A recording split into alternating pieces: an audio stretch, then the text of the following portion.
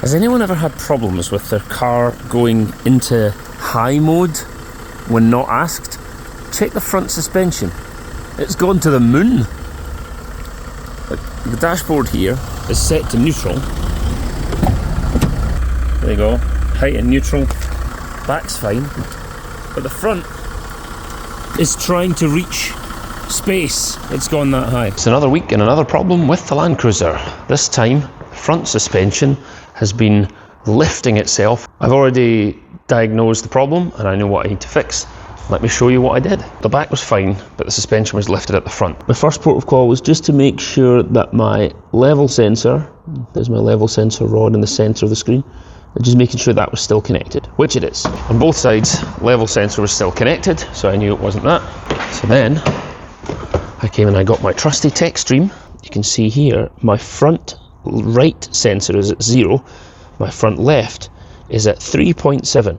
Normally these are within about 0.3 of an inch of one another, but today there's a massive negative reading on one of the height sensors. So I come over to the left-hand sensor.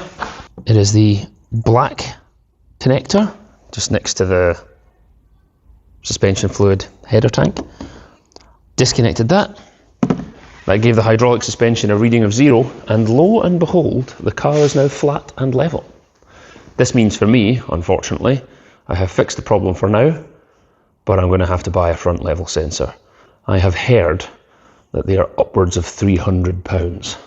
Yikes. And what I will say is that it's almost certainly my fault, because since I've had my 35s on, I've been experimenting with the wheel arches.